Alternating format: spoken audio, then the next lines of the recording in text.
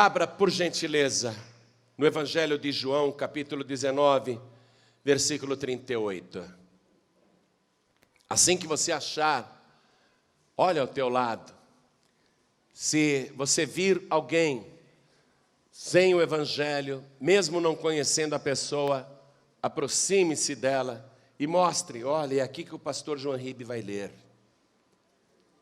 João, capítulo 19, versículo 38.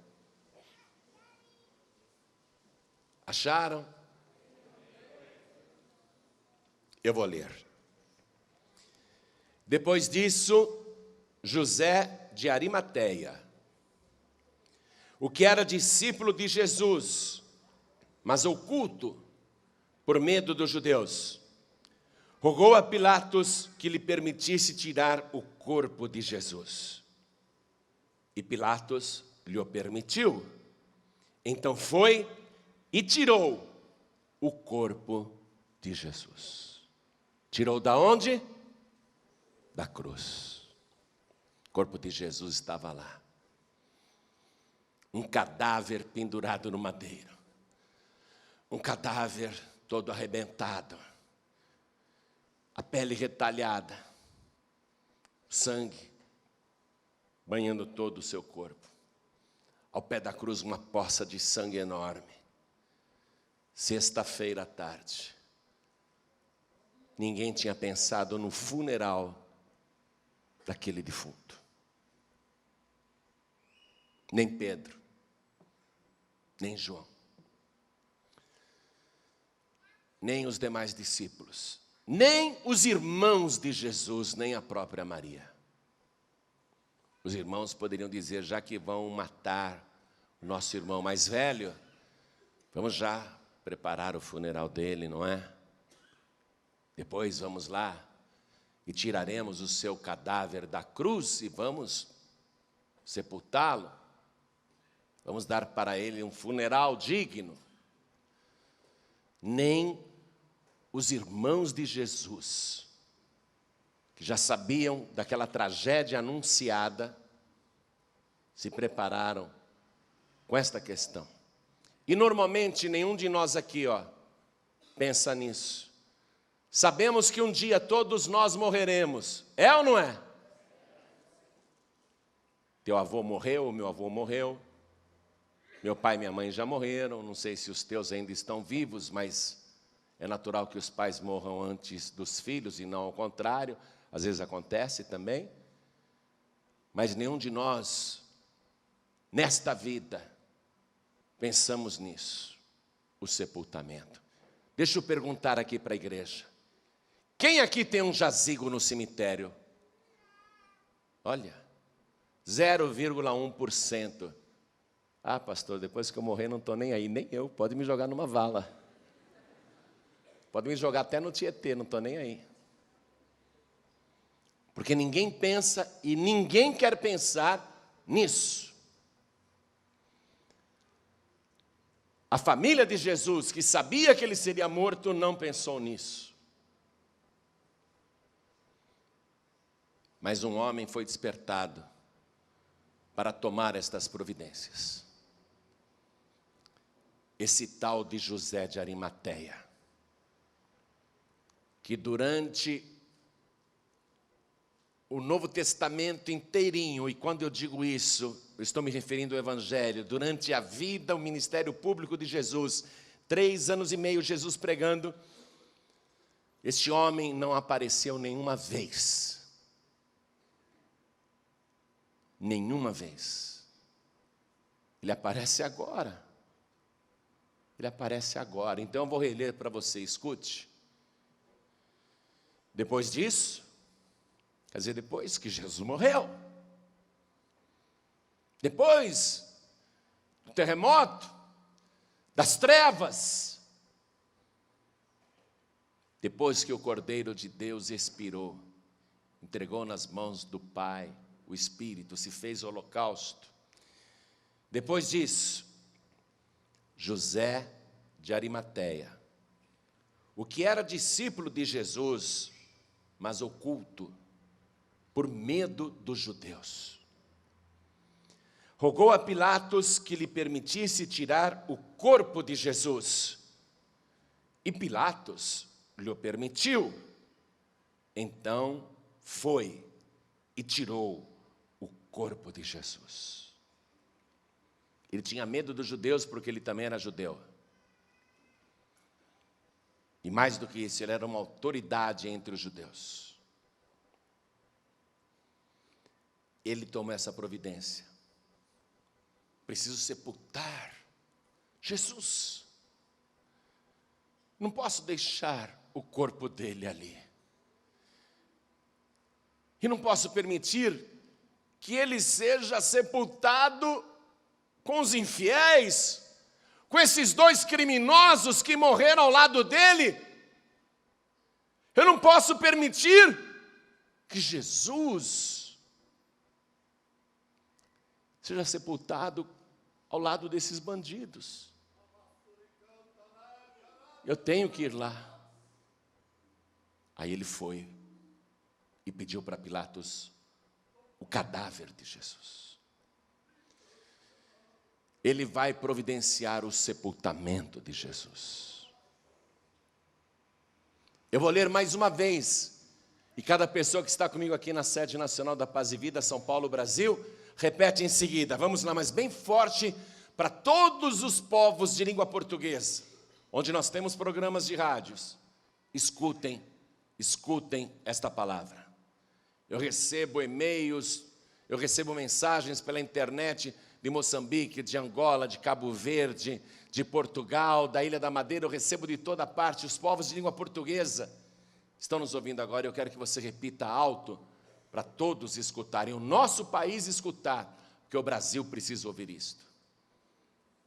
E as nações de língua portuguesa e os brasileiros espalhados pelo mundo precisam ouvir isso, mesmo que seja pela internet. Tem de ouvir isso. Vamos lá. Depois disso, José de Arimateia, o que era discípulo de Jesus, mas oculto por medo dos judeus, rogou a Pilatos que lhe permitisse tirar o corpo de Jesus. E Pilatos lhe o permitiu. Então foi e tirou o corpo de Jesus. Amém? Você crê nesta palavra? Você crê que nesse último momento, esse José de Arimateia, que estava em oculto até agora, você crê que ele cria coragem e faz isto? Quem aqui crê nisso? Que ele cuidou do funeral de Jesus, quem acredita nisso? Eu também acredito. Bendito seja o José de Arimateia, homem de Deus, que está no paraíso do Senhor, que tomou esta providência. Mas você crê que ele fez isto? Um dia você vai conhecer José de Arimateia, se você também vencer, e aí você pede para ele te contar esses detalhes. Eu vou contar o que eu sei, mas o José de Arimateia, pessoalmente, um dia contará para quem quiser os detalhes deste fato. Mas você crê nesta palavra? Então vamos dar a melhor salva de palmas para a palavra de Deus. Mas tem que ser a melhor salva de palmas que São Paulo já deu para a palavra de Deus. A melhor salva de palmas já dada no país chamado Brasil. A melhor salva de palmas que já se ouviu na terra. Você que está à distância nos ouvindo, glorifique a Deus conosco. Onde quer que você esteja, aplauda, glorifique. Diga glória, glória, glória, glória ao teu nome, Senhor. Vai aplaudindo e vai glorificando. Continua, continua, não pare. Solta a tua voz, solta as tuas palmas. Glorifique ao Senhor, continua. Oh Pai, olha quanta gente te glorificando. Não é só aqui não, é em toda parte. Onde tem um rádio ligado, seja em casa, no presídio, seja nos hospitais, nos automóveis, nos caminhões, pela internet, todo mundo está te glorificando agora. Abre o céu para receber este louvor, e sobre cada vida que te exalta, derrama a tua bênção, a tua virtude, o teu poder. Agora, Pai, a tua palavra vai ser pregada. Venha com teu Santo Espírito e tome os lábios do pregador. Fale através da boca do mensageiro. Envia a tua palavra com poder e autoridade. E que a tua palavra vá, percorra toda a terra e produza o resultado para o qual está sendo mandada. Em nome do Senhor Jesus. Diga amém, Jesus. Podem se assentar, por favor. Quem era este José de Arimateia? Quem era este bendito, o único que teve a preocupação de dar um funeral digno para Jesus? Quem era este homem que durante todo o Novo Testamento e nos relatos dos evangelhos não aparece em nenhuma ocasião e surge agora, no último momento? Quem era este homem que ficou em oculto o tempo todo? Quem era este homem que ficou em oculto o tempo todo? Eu vou te falar o que nós sabemos dele.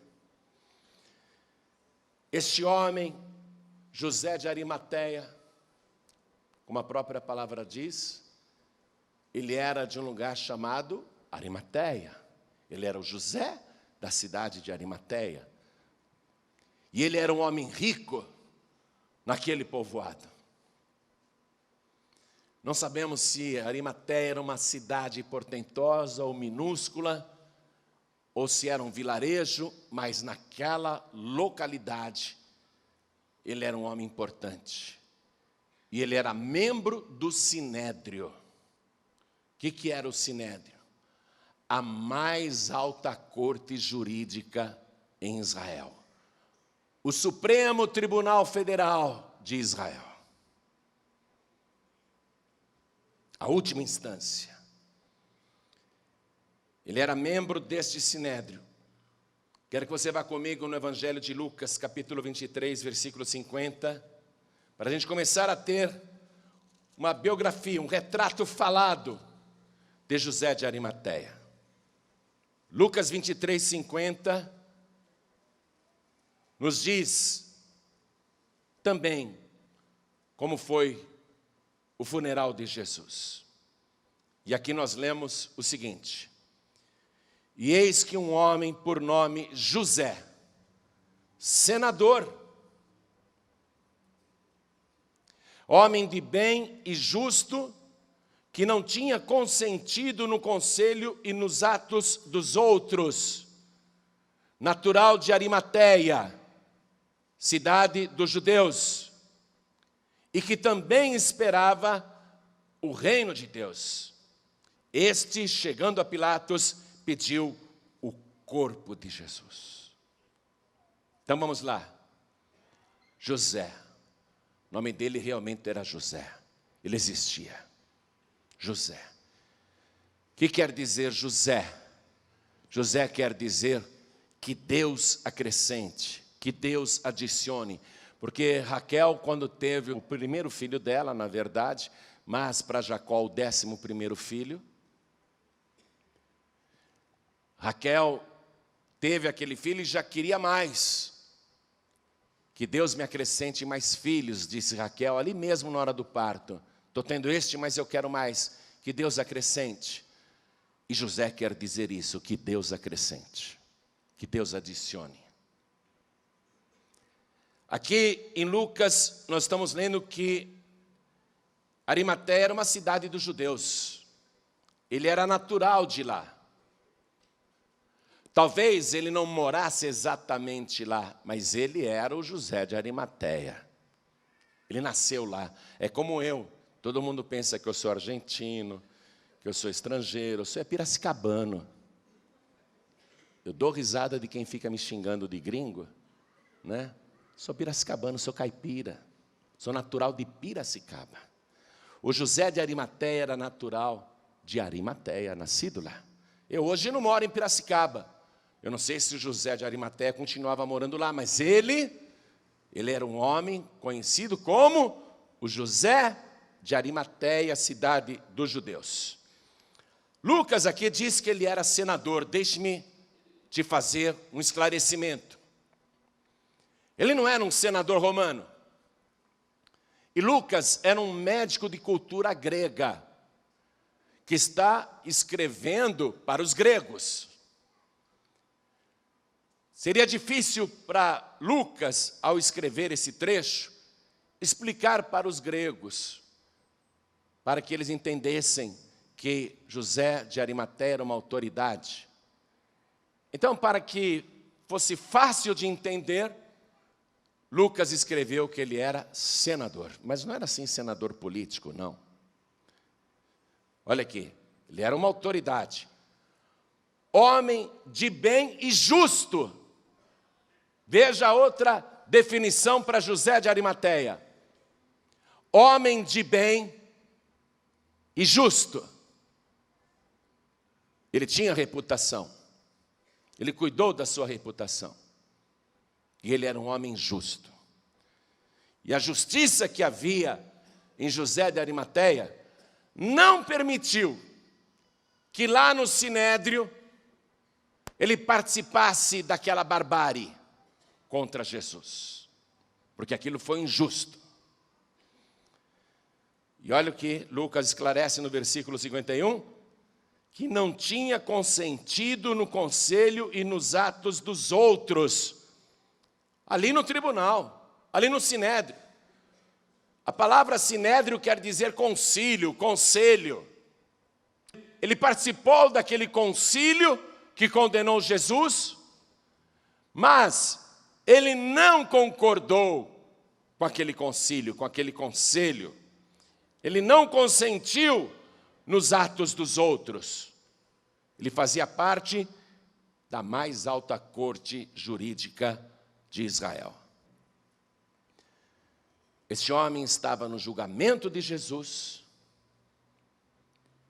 Ele participou ali, mas foi uma voz isolada. Uma voz isolada para defender Jesus. Como que surgiu o Sinédrio, gente? Como que se formou o Sinédrio com tanta autoridade? Uma corte que decide e não tem mais apelação. Como surgiu o Sinédrio em Israel?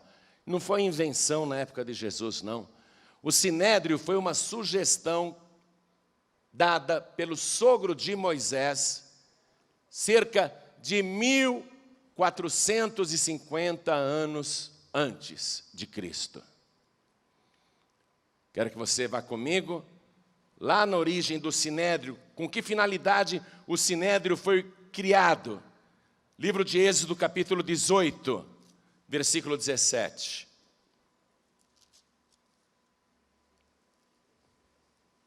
Êxodo 18, versículo 17. O sogro de Moisés, porém, lhe disse: não é bom o que fazes? Olha essa gente aí fora, de pé o dia inteiro. Você vai atender todo mundo, Moisés? Não é bom o que fazes, totalmente desfalecerás, assim tu, como este povo que está contigo, porque este negócio é muito difícil para ti, tu só não podes fazer. Moisés estava dizendo para o sogro: é o dia inteiro essa fila na porta da minha tenda. O povo fica aí na fila, ninguém cede o lugar. Aí eu fico ouvindo um por um, me trazendo as causas, as questões. O sogro de Moisés disse: o povo vai desfalecer e você também, Moisés. Você não pode fazer isso sozinho. Versículo 19. Ouve agora a minha voz. Por isso que veio a palavra conselho, concílio. Ouve agora o meu conselho. Ouve agora a minha voz e eu te aconselharei. E Deus será contigo. Sê tu pelo povo diante de Deus e leva tu as coisas a Deus. e declara-lhes os estatutos e as leis, e faz-lhes saber o caminho em que devem andar e a obra que devem fazer.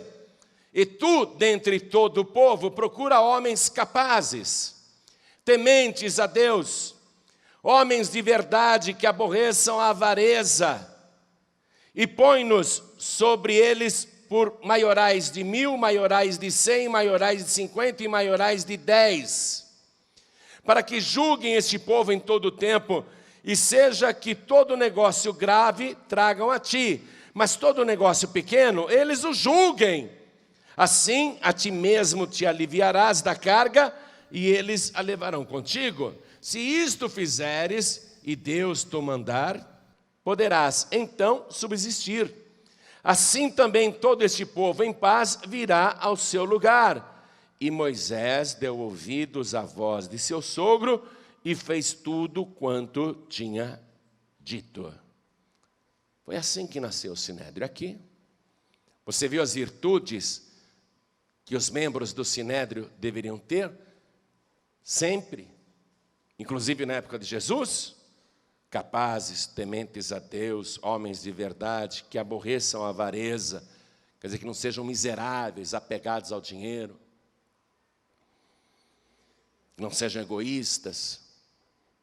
Quando você lê essa descrição aqui e compara esta descrição com o Sinédrio da época de Jesus, você vai ver que, com poucas exceções, tipo José de Arimateia, tipo Nicodemos e talvez alguns outros, a grande maioria estava corrompida.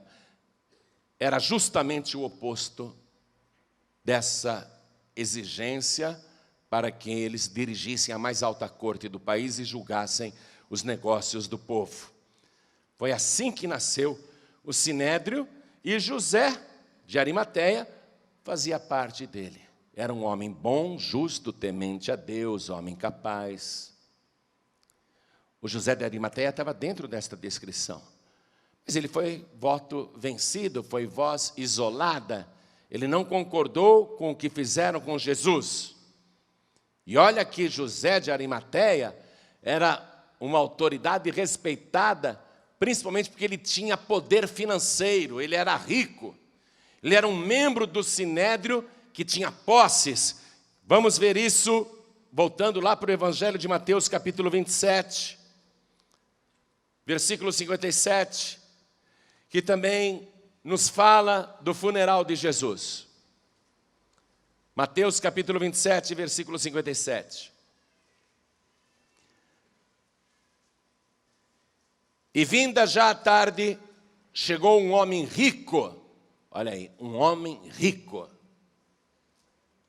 E vinda já a tarde, quer dizer, Jesus morreu na sexta-feira à tarde.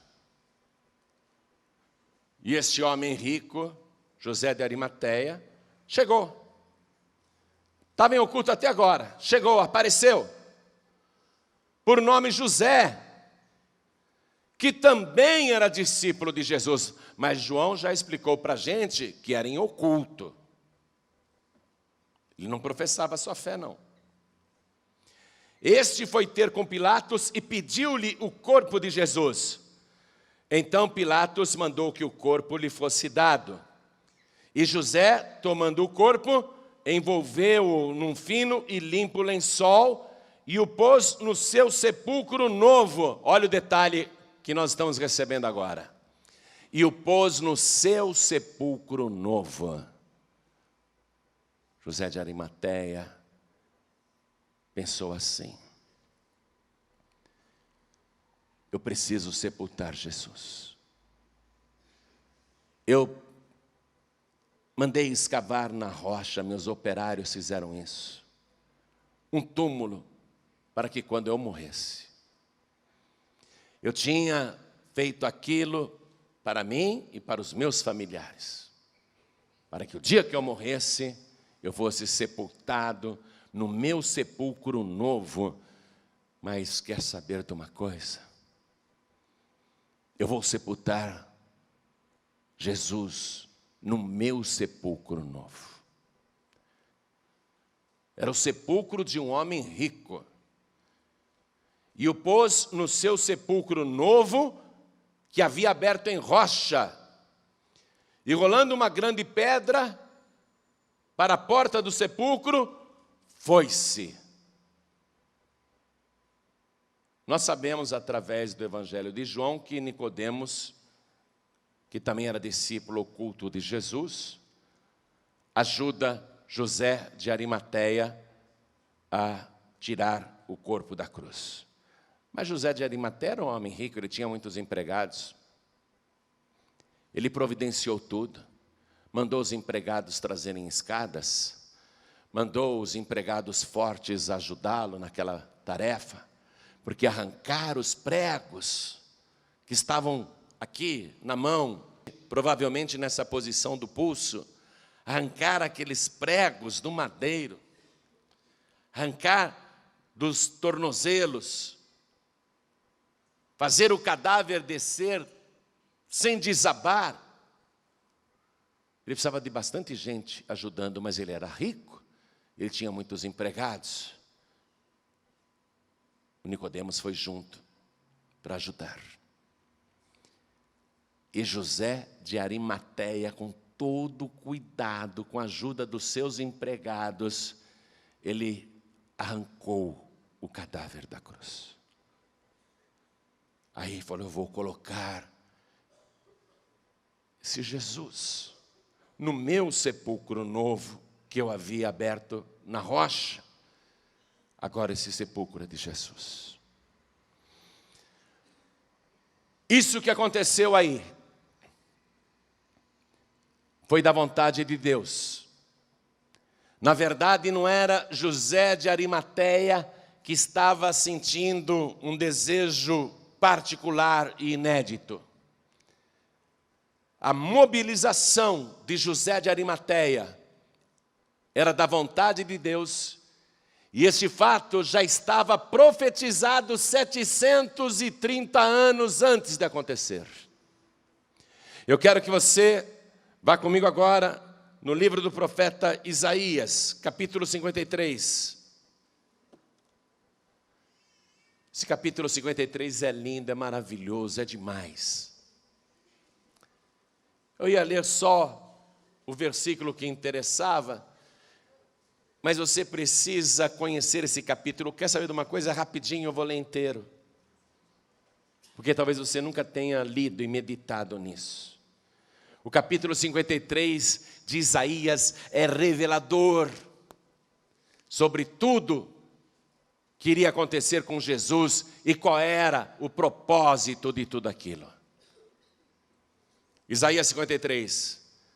Quem deu crédito à nossa pregação e a quem se manifestou o braço do Senhor? Porque foi subindo como renovo perante ele, como raiz de uma terra seca. Não tinha parecer nem formosura, e olhando nós para ele, nenhuma beleza víamos para que o desejássemos. Era desprezado e o mais indigno entre os homens, homem de dores, experimentado nos trabalhos, e como um de quem os homens escondiam o rosto, era desprezado e não fizemos dele caso algum. Como poderia ter formosura uma pessoa com o rosto inchado, feito um boxeador que apanhou muito? Como poderia ter formosura um homem que está banhado de sangue e o corpo retalhado? Todos escondiam o rosto pelo horror da cena, e até os discípulos se esconderam. Ele era desprezado, humilhado por todos, está sendo escarnecido, zombado, e não fizemos dele caso algum. Mas, versículo 4, verdadeiramente, ele tomou sobre si as nossas enfermidades e as nossas dores levou sobre si. E nós o reputamos por aflito, ferido de Deus e oprimido. Mas ele foi ferido pelas nossas transgressões e moído pelas nossas iniquidades. O castigo que nos traz a paz estava sobre ele, e pelas suas pisaduras fomos sarados. Todos nós andamos desgarrados como ovelhas, cada um se desviava pelo seu caminho, mas o Senhor fez cair sobre ele a iniquidade de nós todos. Ele foi oprimido, mas não abriu a boca. Como um cordeiro foi levado ao matadouro, e como a ovelha muda perante os seus tosquiadores, ele não abriu a boca. Da opressão e do juízo foi tirado, e quem contará o tempo da sua vida? Porquanto foi cortado da terra dos viventes, e pela transgressão do meu povo foi ele atingido. E puseram a sua sepultura com os ímpios, e com o rico na sua morte. Passe um traço aí. E com o rico na sua morte. Na morte de Jesus tinha que aparecer um rico. Um rico tinha que estar lá. Estava profetizado. Então, não é apenas um desejo particular de José de Arimateia, que é um homem bom e justo, que não concordou com aquela barbárie, mas é o Espírito Santo de Deus movendo o coração daquele homem para cumprir a profecia. E a profecia é a vontade de Deus. O rico teria que estar na morte de Jesus. Então é por isso que aparece aqui na morte. José de Arimateia não apareceu no nascimento de Jesus. José de Arimateia não apareceu durante os 3 anos e meio do ministério público de Jesus. Ele era discípulo em oculto, membro do Sinédrio, homem de prestígio. A profecia dizia: o rico vai aparecer na morte dele. É impossível você não crer que Jesus é o Cordeiro de Deus que tira o pecado do mundo, com uma história contada com antecedência de 700 anos aqui no livro do profeta Isaías. Não é possível você achar que tudo aconteceu numa sequência de fatos descontrolados e que, coitadinho de Jesus, né? Olha o que fizeram com ele. Não, a Deus agradou moê-lo, fazendo-o enfermar. Tudo estava acontecendo ali pela vontade de Deus. E por quê? Porque todas as nossas transgressões, todas as nossas iniquidades, todos os nossos pecados, todas as nossas maldições, todas as mazelas humanas, toda a maldade humana desde a fundação do mundo, toda a desobediência, toda a rebeldia estava recaindo sobre ele.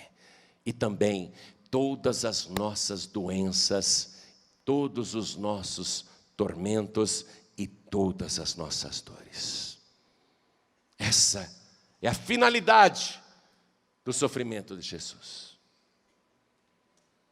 O rico tinha que aparecer ali na sua morte, porquanto nunca fez injustiça, nem houve engano na sua boca. Jesus nunca mentiu e jamais mentirá, nunca pecou. Cordeiro puro, santo, imaculado, mais sublime do que o céu. Todavia ao Senhor agradou o moê-lo, fazendo-o enfermar, quando a sua alma se puser por expiação do pecado. Esta é a finalidade. Uma pessoa morrendo para expiação dos nossos pecados, uma pessoa pagando uma pena tão grande, recebendo um sofrimento tão atroz, como compensação da nossa culpa, como pagamento da nossa iniquidade. Quando a sua alma se puser por expiação do pecado, verá a sua posteridade, prolongará os dias, e o bom prazer do Senhor prosperará na sua mão. O trabalho da sua alma ele verá e ficará satisfeito. Com o seu conhecimento, o meu servo justo justificará muitos, porque as iniquidades deles levará sobre si.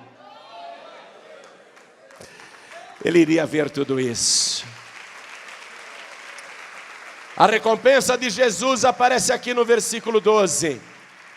Pelo que lhe darei a parte de muitos, e com os poderosos repartirá ele o despojo, porquanto derramou a sua alma na morte e foi contado com os transgressores. Está lá, um ladrão, 2 ladrões. Ele está sendo contado também com os transgressores. Aquele terceiro também deve ser ladrão. Foi contado com os transgressores. Um bandido, 2 bandidos, aquele do meio também deve ser bandido. Um malfeitor, 2 malfeitores, aquele do meio também deve ser um malfeitor. Foi contado com os transgressores, mas ele levou sobre si, glória, Ele levou, igreja. Mas ele levou sobre si o pecado de muitos e pelos transgressores intercedeu. Oh, glória, por isso que eu queria ler o capítulo 53 inteiro. É curtinho, é revelador e fala tudo. Fala tudo. 700 anos antes de acontecer. O rico tinha que estar lá. José de Arimateia tinha que aparecer ali. Mas agora, eu disse para você, e o Evangelho nos mostrou isso, que José de Arimateia era discípulo de Jesus em oculto. Em oculto. Quando Jesus apareceu, transformou água em vinho e começou a proferir aquelas palavras lindas.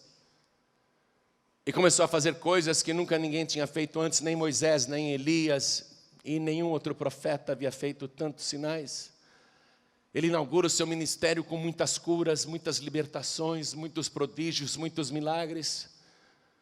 Logo no começo do ministério de Jesus, vai lá um membro do Sinédrio, também oculto, falar com ele, o Nicodemos. Se disfarçou, se ocultou, foi à noite, foi na sombra da noite. E ali Jesus teve aquela primeira conversa. Nicodemos recebeu revelações de Jesus, pessoalmente, mas em oculto. Mas não seguiu Jesus. Encontrou ali no Sinédrio José de Arimateia, que também estava admirado com a pessoa de Jesus. E José de Arimateia contou que amava Jesus, que estava admirado. E Nicodemos disse, eu fui conferir. É impressionante. Ele tem um altíssimo nível. Eu não consegui acompanhar o ensinamento dele.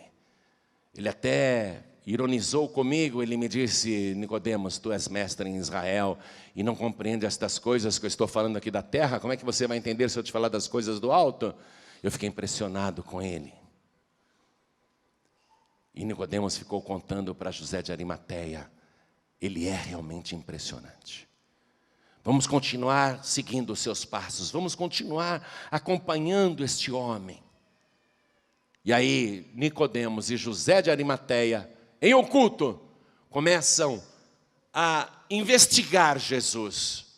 Não como os outros investigavam, procurando motivos para matá-lo, mas para confirmar se realmente ele era aquele profetizado por Moisés e prometido na palavra.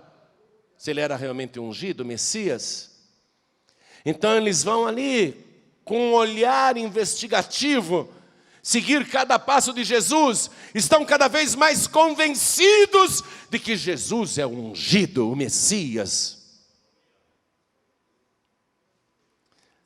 Mas eles não revelam a ninguém este convencimento interior.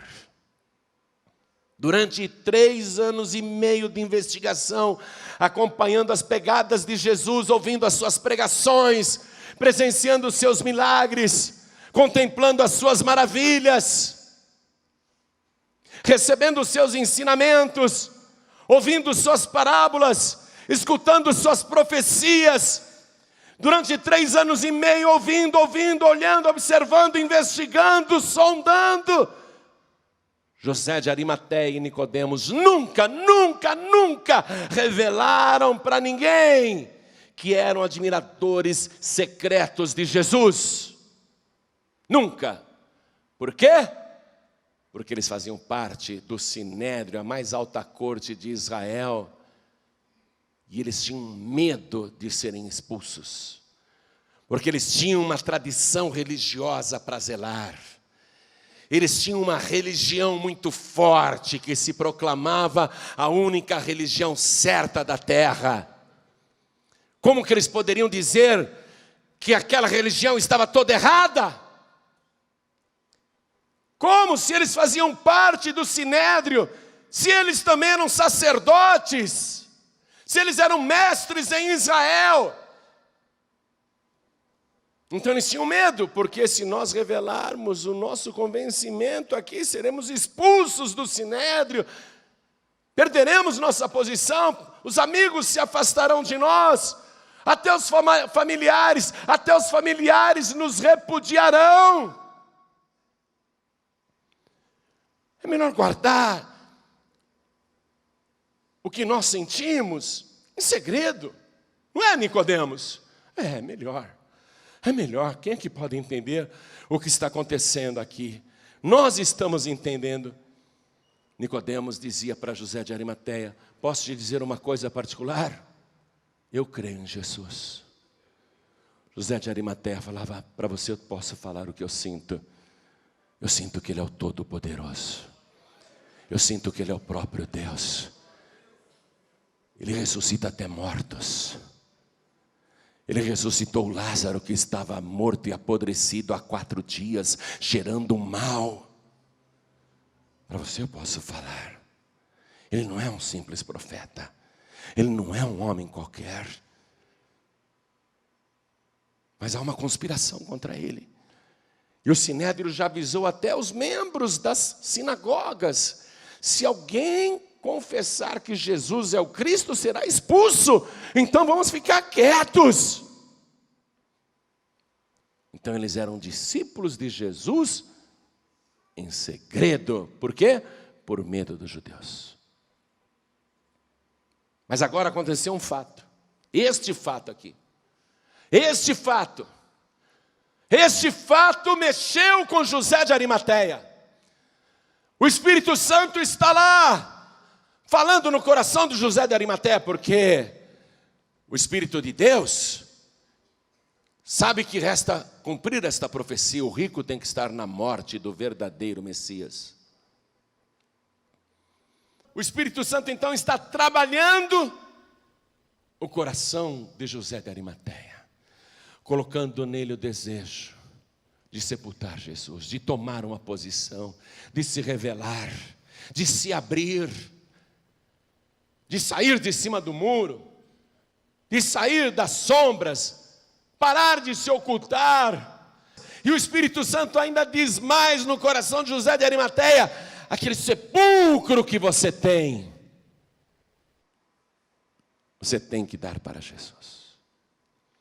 José de Arimateia começou a sentir um desejo. É claro que o Espírito Santo não falava assim abertamente com ele.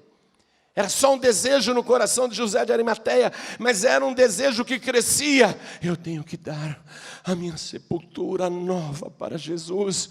Era para mim, para minha família.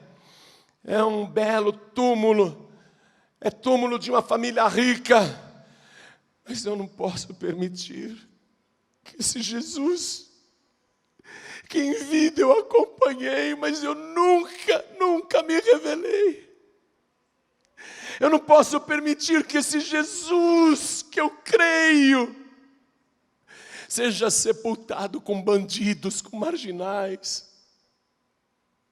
Ele morreu com os ímpios, foi contado com os transgressores, mas eu não posso permitir que ele seja sepultado com os marginais. Não, porque eu sei que ele é santo, eu sei que ele é mais sublime do que o céu, eu sei quem ele é. Mas e agora? Eu me ocultei até agora. Quantas vezes, enquanto ele estava vivo, andando, quantas vezes eu senti vontade de me ajoelhar diante dele e adorá-lo, mas eu fiquei na minha posição de homem rico, de membro do Sinédrio. Eu fiquei no meu status. Eu sou uma autoridade. E eu tinha medo de ser expulso do Sinédrio. Mas quantas e quantas vezes eu quis declarar abertamente a minha fé e dizer: eu creio que tu és Deus. Mas eu não tive coragem. E agora ele está morto. Ele está morto, que iniquidade. Meu Deus, que iniquidade. Eu não tive coragem de abraçá-lo em vida, mas agora eu vou abraçá-lo na morte. Eu vou jogar para trás o meu status, a minha posição. eu vou jogar para fora a minha fama, o meu prestígio, o meu alto cargo no sinédrio, a consideração dos meus amigos, da minha família, não importa mais nada. Porque eu creio que Jesus morreu por mim. E eu não posso continuar em oculto. Eu tenho que me revelar. Você está ouvindo esta palavra? Tem muitas pessoas aqui, pessoalmente, e que estão me ouvindo pela rádio e pela internet agora, que estão na mesma posição de José de Arimateia. Há quanto tempo você está ouvindo, seguindo, sondando, investigando, analisando? Há quanto tempo você está aí no rádio do teu carro, do teu caminhão, no rádio do teu quarto, aí no rádio, no celular, ouvindo, investigando, será? Mas eu tenho minha religião, eu tenho minha posição, eu tenho minha tradição, eu tenho meu status, eu tenho os meus familiares. Eu admiro, por tudo que eu já ouvi, eu admiro, mas eu não posso tomar uma posição. Eu sou fã de Jesus, mas em segredo. Eu sou admirador de Jesus, mas em segredo. Só que agora aconteceu um fato que era da vontade de Deus. E você tem que se revelar. Jesus Cristo morreu na cruz do Calvário para levar sobre si todas as tuas transgressões e todas as tuas iniquidades. Este é o fato que obriga você a tomar uma posição agora. Chega de se esconder, chega de se ocultar. José de Arimateia disse: chega com a minha religião que matou Jesus. Chega com o poder político de Roma que executou essa sentença injusta. Chega das conveniências sociais e religiosas. Chega de tradições religiosas que me obrigam a guardar. Chega da religião que me impuseram. Chega! José de Arimateia disse: chega! Eu jogo tudo para trás, eu deixo tudo para trás. E José de Arimateia foi correndo, decidido. Pediu uma audiência com Pilatos. Pilatos, eu quero que você me entregue o cadáver de Jesus. Jesus? Ele já morreu? Ele está morto. Eu quero a tua autorização para retirá-lo da cruz. Chame o centurião romano que comandou a crucificação do rei dos judeus. Deixe-me perguntar se ele já está morto mesmo. E nesse aspecto foi tão bom José de Arimateia ter aparecido, que é para derrubar essas teorias dos inimigos da cruz, que afirmam que Jesus só desmaiou. Pilatos manda chamar o centurião que comandou a crucificação. O centurião entra, faz o sinal, faz a saudação para Pilatos. E Pilatos pergunta: o rei dos judeus já morreu? E o centurião romano diz: sim. Você se certificou disso? E o centurião disse: sim.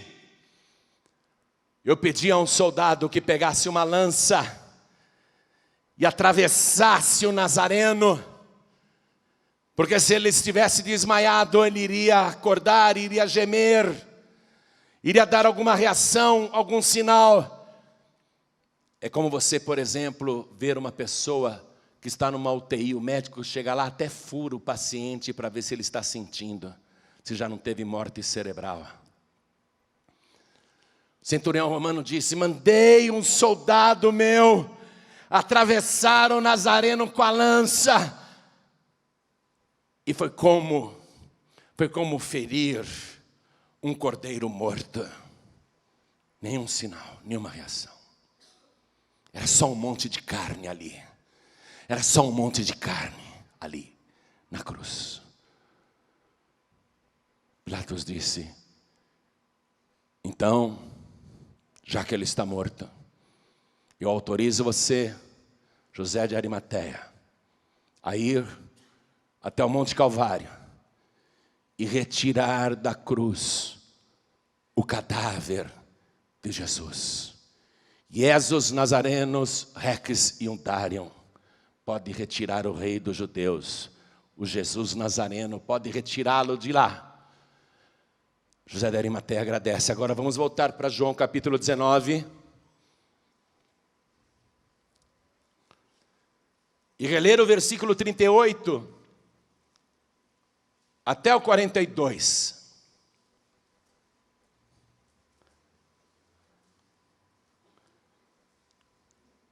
Foi aqui que começou a nossa mensagem. E é por aqui que nós vamos terminá-la. Depois disso, José de Arimateia, o que era discípulo de Jesus, mas oculto, por medo dos judeus, rogou a Pilatos que lhe permitisse tirar o corpo de Jesus. E Pilatos lhe permitiu. Então foi e tirou o corpo de Jesus. Pastor, cadê o diálogo de Pilatos com o centurião, se certificando que realmente ele estava morto? Você encontra nos outros evangelhos. Tá? Em Mateus, Marcos e Lucas, depois você compara e lê, e você vai ter a mensagem completa aí desse fato. Mas aqui nós voltamos para o início da mensagem. E Pilatos lhe permitiu. Então foi e tirou o corpo de Jesus. E foi também Nicodemos, aquele que anteriormente se dirigira de noite a Jesus. Veja só, o Nicodemos foi o primeiro membro do Sinédrio a procurar Jesus e foi no começo do ministério. E José de Arimateia surge agora no final do ministério de Jesus, também membro do Sinédrio. Foram esses dois, o primeiro e o último. E foi também Nicodemos, aquele que anteriormente se dirigira de noite a Jesus, levando quase 100 libras de um composto de mirras e aloés. 100 libras, anote apenas como informação para você aprender. Cada libra pesa 453 gramas. Se eram 100 libras, significa então que Nicodemos está levando 45 litros aproximadamente de um composto perfumado, constituído de mirras e aloés. Por que tanta água ou líquido ou perfume? Por que tanto perfume? 45 litros de perfume. Para que tanto perfume? Para lavar o cadáver. Para retirar aquele sangue que cobriu o corpo dele inteiro. Para lavar as feridas. Para deixar o defunto mais apresentável. E aí quando eles perfumam o cadáver e lavam o corpo, eles enrolam em lençóis. Versículo 40. Tomaram, pois, o corpo de Jesus e o envolveram em lençóis com as especiarias, como os judeus costumam fazer na preparação para o sepulcro. Naquela época era assim que se sepultava uma pessoa. E havia um horto naquele lugar, quer dizer, um jardim naquele lugar onde fora crucificado, e no horto um sepulcro novo. Muito bom, né? Um sepulcro novo, em que ainda ninguém havia sido posto. Primícia para o Senhor. Primícia para Deus. Ele é santo. Ele não podia ser sepultado num sepulcro onde já tivesse restos de outros falecidos, porque isso seria uma contaminação à santidade do Senhor. A exigência do sepulcro ser novo, onde nenhum cadáver havia sido posto. Ali, pois, por causa da preparação dos judeus, isto é, sexta-feira, eles estão se preparando para o sábado, com o pôr do sol eles já param tudo, eles estão se preparando para parar tudo, por causa da preparação dos judeus, e por estar perto aquele sepulcro, puseram a Jesus. Não houve solenidade nesse funeral. Não houve cortejo. Não houve filas de pessoas chorando, se despedindo. Foi um funeral muito rápido, sem qualquer solenidade. Mas Jesus está sendo colocado no sepulcro por 2 sacerdotes, Nicodemos e José de Arimateia. Está compreendendo isso? Ele está tendo um funeral ligeiro, é verdade? Sem qualquer solenidade, sem qualquer tipo de liturgia mais profunda e demorada, sem qualquer homenagem. Mas ele está sendo sepultado por 2 sacerdotes num sepulcro novo. E por que não houve nenhuma solenidade no sepultamento de Jesus? Primeiro, pela falta de tempo, mas não é só esse o motivo. Por que não houve mais solenidade, mais homenagem no sepultamento de Jesus? Porque o grande motivo para a gente celebrar e comemorar não é o corpo estar dentro da sepultura. O grande motivo vai acontecer 3 dias depois, no domingo pela manhã. Aí sim, os guardas romanos ali fazendo sentinela em frente ao sepulcro, que já estava com uma pedra colocada na entrada, uma caverna lacrada. Eles estão ali vigilantes para que ninguém se atreva a tocar no defunto ou roubar o cadáver. Aí, naquele domingo pela manhã, os guardas romanos que estão de vigia, eles veem algo brilhante descendo do céu, resplandecente. Chama a atenção, olha, o que é aquilo, hein? E aquele ponto luminoso vai aumentando até clarear todo o cemitério, até clarear aquele lugar. E quando os soldados romanos vêm, eles caem por terra, estão apavorados, atemorizados. Era um anjo de vestes brancas e resplandecentes, mais luminoso do que um relâmpago, diz o Evangelho. E aquele anjo toca na pedra que estava na entrada do sepulcro, e a pedra começa a se arrastar sozinha, como se fosse um portão automático. É uma coisa linda que vai acontecer agora. O anjo também quer ver. Ele se senta na pedra e fica olhando para a sepultura. Aí um terremoto, o chão estremece, um clarão acontece dentro do sepulcro, e em poucos segundos, aquele que estava morto sai andando com seus próprios pés. Ele não pode ser retido pela morte, ele é a ressurreição e a vida. Ele nunca praticou injustiça, ele não pode continuar morto. Ele é santo, ele é puro, ele ressuscitou.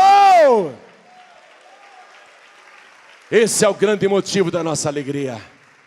José de Arimateia, ele se manifestou e se revelou, saiu das sombras, assumiu posição, se declarou publicamente por causa da morte de Jesus. Deu o sepulcro para Jesus, achando que aquele defunto ia ficar ali naquela sepultura pelo resto da vida. José de Arimateia pensava: preciso construir um outro sepulcro para mim, eu vou mandar abrir outro sepulcro em outra rocha, eu vou preparar um novo jazigo para minha família e para mim mesmo.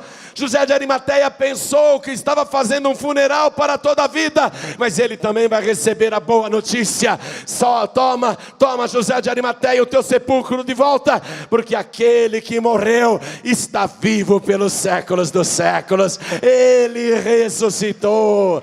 Aí José de Arimateia,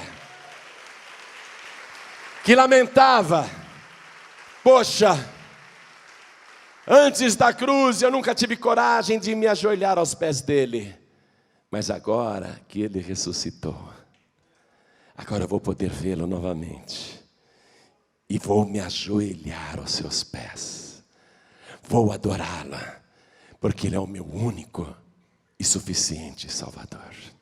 Toda a igreja fica de pé agora. Chegou a hora de a morte de Jesus provocar em você uma decisão.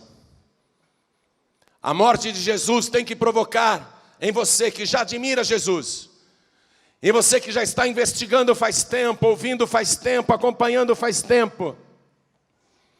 Chegou a hora de você se revelar. Chegou a hora de você deixar para trás religião de pais, avós, bisavós. Chegou a hora de você deixar para trás tradições religiosas passadas de pai para filho.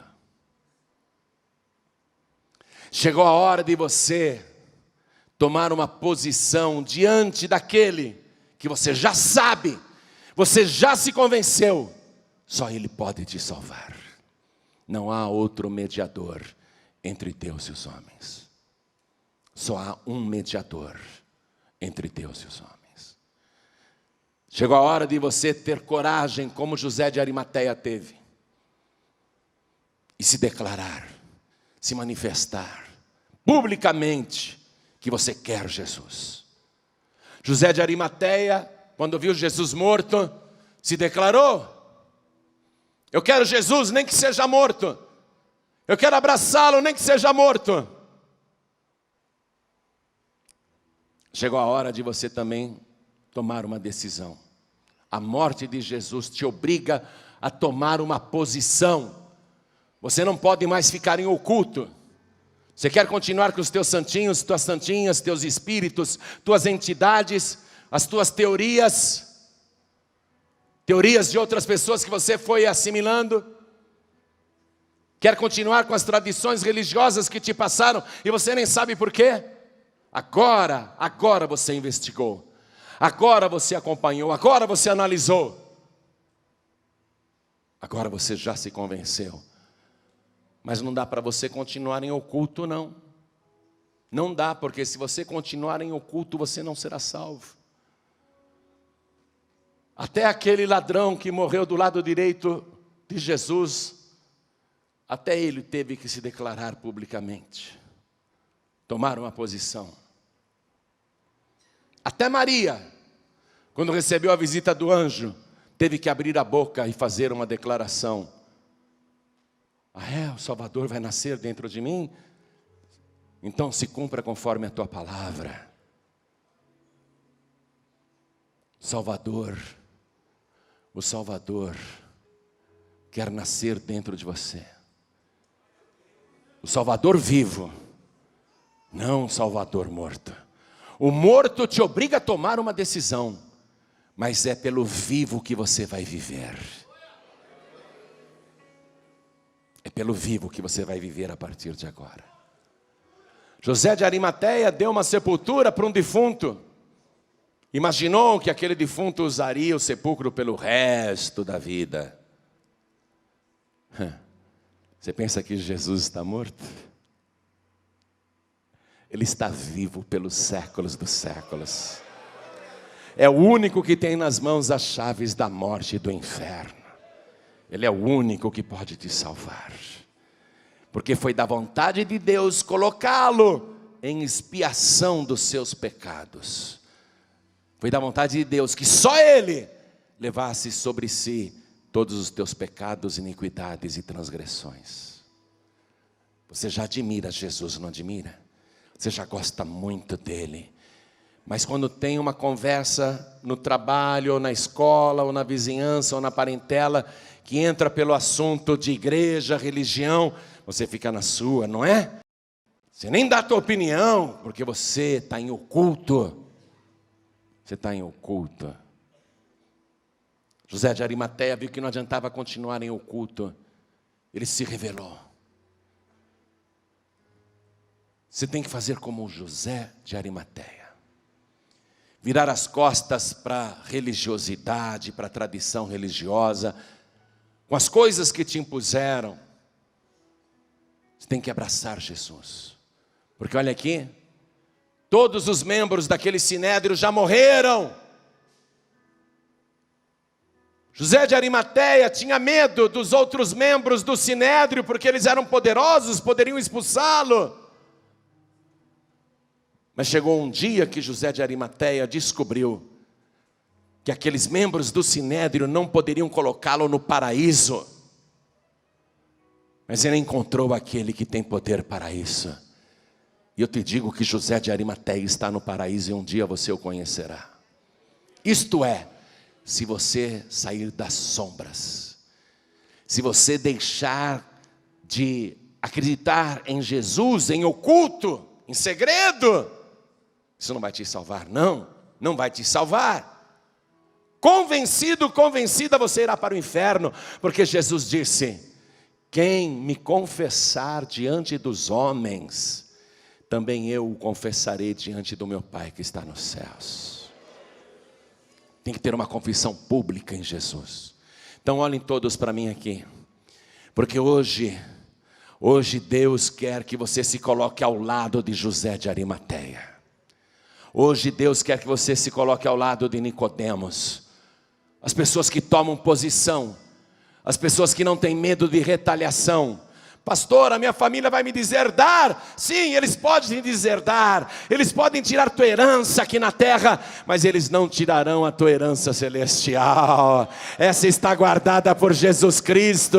Ele está guardando uma coroa da justiça para quem é fiel. Ser fiel até a morte e dar-te-ei a coroa da vida.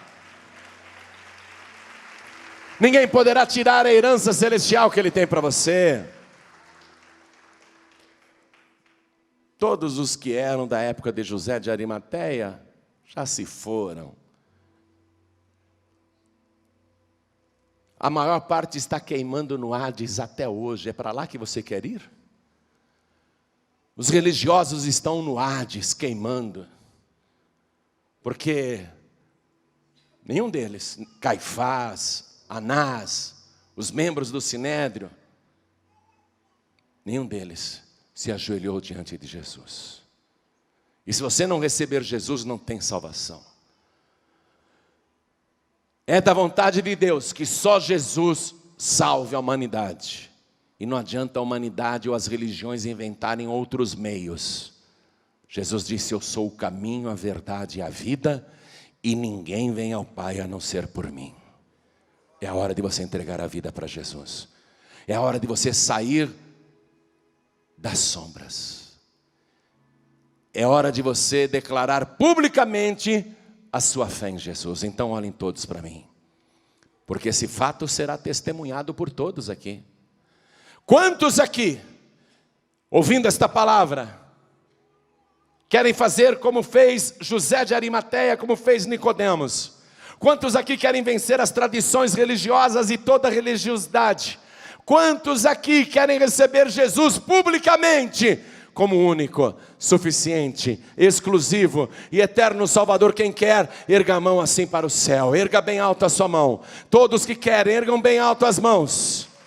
Todos que querem, ergam bem alto as mãos. Erga, não tenha vergonha. Manifesta publicamente. Agora vem aqui para frente e manifestar a tua fé publicamente, na frente dos homens. Saia do teu lugar, vem aqui para frente. Oh glória, vamos aplaudir ao nome do Senhor Jesus. Olha que multidão. A pregação de hoje foi feita por José de Arimateia. O exemplo de José de Arimateia. Oh glória, vamos aplaudir mais, igreja. Deixa eu dizer uma outra coisa. A pregação de hoje foi feita no exemplo de José de Arimateia. Pessoas que tomam posição. Pessoas que não ficam mais escondidas na multidão. Vem para cá, você que ainda não veio. Eu sei que o Espírito Santo já falou no teu coração. Vai para lá. Vai para frente. Eu sei que está ardendo o teu coração para isso. Tem mais, venha, oh glória. Tem mais. Eu quero chamar aqui na frente você que está afastado, afastada da casa do Pai. Todo dia o Pai te chama. Todo dia o Espírito Santo te chama. Todo dia Ele diz, vem. Hoje você está aqui. E você diz, mas é que eu estou preso em coisas do mundo. Eu não tenho coragem de voltar para a igreja. Eu ando fazendo tanta coisa errada. O Espírito Santo sabe disso e mesmo assim Ele continua dizendo, vem. Vem, filho pródigo. Vem, filha pródiga. Vem, vem. Vem, filho pródigo, vem, filha pródiga, vem. Vem. Vem. Vem correndo, vem. Vem correndo, vem. Vem. Há pessoas aqui hoje que estão sucumbindo, porque o mundo está em total descrença, em total confusão espiritual. Se aproxima um momento mais glorioso para os salvos, que é o arrebatamento da igreja. E ao mesmo tempo se aproxima para os que não são salvos, o maior momento de angústia que já existiu neste planeta, a grande tribulação. Você está vendo como o mundo inteiro está em confusão. O mundo jaz no maligno, o espírito do erro está operando. Jesus disse, são poucos os que se salvam. Sejam dos poucos. Você não pode continuar no mundo. Você não pode continuar levando esta vida. Você não pode desistir. Se você está fraco, fraca na fé, nós vamos orar por você e você vai voltar para casa hoje fortalecido. Todos que estão fracos na fé ou que sentem qualquer tipo de acusação, vem aqui para frente em nome de Jesus. Todos que estão fracos e fracas na fé, todos que não estão conseguindo seguir Jesus direito, e é preciso segui-lo direito nesses últimos dias. É preciso ficar firme na fé, porque Jesus disse, quem perseverar até o fim será salvo. Vem para cá. Vamos aplaudir mais, vamos aplaudir mais. Eu sei que mais pessoas estão com vontade de vir. Então venha, faça como José de Arimateia. Manifeste-se publicamente e venha. Enquanto você está vindo, quero falar com você que está assistindo esta mensagem na sua TV ou no seu aparelho de DVD. Algum pregador do telhado chegou para você e falou assim, assiste isso aqui, e você está assistindo. O Espírito Santo falou com você. Você está aí, escondidinho, escondidinha. Está na hora de se manifestar publicamente quem é o teu verdadeiro Salvador e Mediador. O Espírito Santo falou com você? Quer entregar a vida para Jesus? Quer recebê-lo como teu único, suficiente, exclusivo e eterno Salvador? Então se ajoelha aí ao lado do teu televisor. Estou falando com pessoas que me ouvem agora, não apenas no Brasil, mas também em Portugal, Angola, Moçambique, Cabo Verde, Tomé e Príncipe, Guiné-Bissau, Ilha da Madeira, povos de língua portuguesa que estão nos ouvindo em alguma emissora de rádio no exterior. Querem entregar a vida para Jesus? Brasileiros que estão nos escutando em alguma rádio aqui no Brasil, querem entregar a vida para Jesus? Se ajoelhe ao lado do teu rádio, esteja você na cadeia, no hospital, em casa, no trabalho, onde estiver. Você que está ouvindo esta mensagem no teu celular, você que está dentro de um trem, de um comboio, você que está dentro aí do metrô, do metro, você que está me ouvindo em qualquer condução, eu sei que não tem como ajoelhar agora, mas quer entregar a vida para Jesus? Coloque a mão direita sobre o teu coração, porque nós vamos orar. Todos nós agora aqui na frente, todos que vieram à frente, e eu vou chamar já o meu filho na fé, pastor Neilton Rocha. Todos nós aqui na frente, vamos nos ajoelhar diante do Senhor. Esse é o momento mais glorioso. Igreja, continua de pé. Eu quero que a igreja interceda por essas pessoas que estão ajoelhadas agora. E você que está de joelhos aqui na sede nacional da Paz e Vida, São Paulo, Brasil. Ou você que está nos ouvindo em qualquer lugar do nosso país, se ajoelhe, coloque a mão direita sobre o teu coração. Povos de língua portuguesa vão orar comigo também agora. Cada pessoa que está com a mão direita colocada sobre o coração, ore assim comigo, mas ore com fé. Meu Deus e meu Pai, diga sentindo estas palavras. Ele não apenas é o teu Deus, Ele é o teu Pai. E o Pai sempre quer o melhor para o filho, para a filha.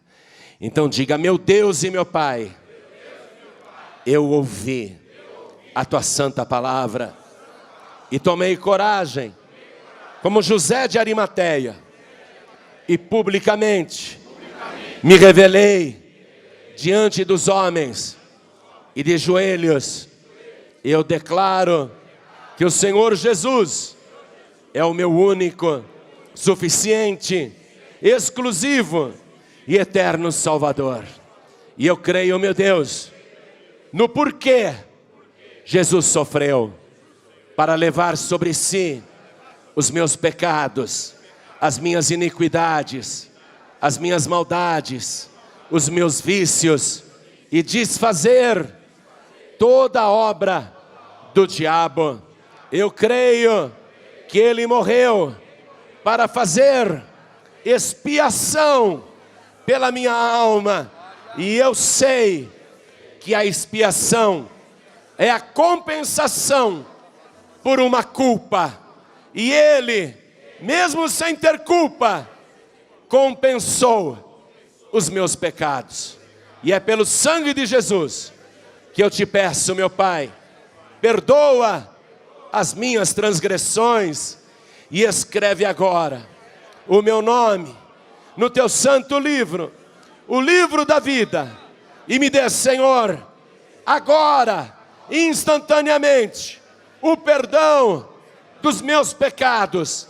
Apaga o meu passado e me ajude a perseverar até o fim. Me dê, Senhor, o teu Espírito Santo, para que me ajude e me guie aqui na terra, porque eu quero estar de pé quando o Senhor voltar, ou no dia da minha morte. Eu quero partir na tua presença. Por isso, Senhor, lembra-te de mim no teu reino, porque eu, aqui na terra, não apenas me lembrei do Senhor, mas declarei que o Senhor é o meu único, suficiente, exclusivo e eterno Salvador para todos sempre. Amém.